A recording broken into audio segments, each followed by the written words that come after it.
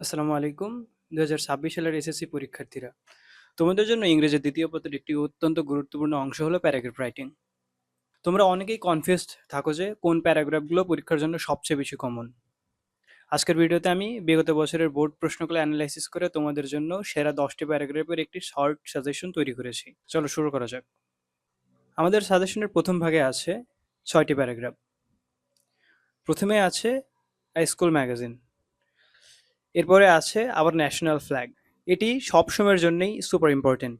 গত বছরও বেশ কয়েকটি বোর্ডে এটি দেখা গিয়েছে। এরপরে আছে টি প্ল্যান্টেশন।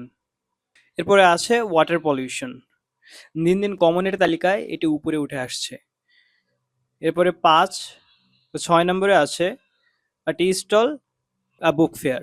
বাকি ৪টা প্যারাগ্রাফ হলো আ স্কুল লাইব্রেরি। এটি ঢাকা বোর্ড ২৩ এসেছে, তাই ২০২৬-এর জন্য খুবই গুরুত্বপূর্ণ।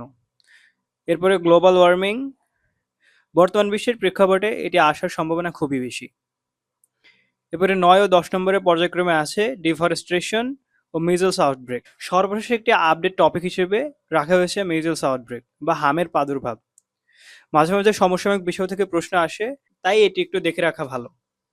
এই 10টি প্যারাগ্রাফ যদি তোমরা ভালোভাবে প্রস্তুতি নাও, ইনশাল্লাহ কমন পাবে।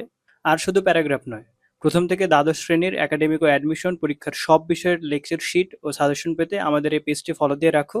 আর যে কোনো প্রয়োজনে স্ক্রিনে দেওয়া নাম্বারে সরাসরি যোগাযোগ করতে পারো কিংবা হোয়াটসঅ্যাপে মেসেজ দিতে পারো। সবার পরীক্ষার জন্য শুভকামনা রইল। আল্লাহ হাফেজ।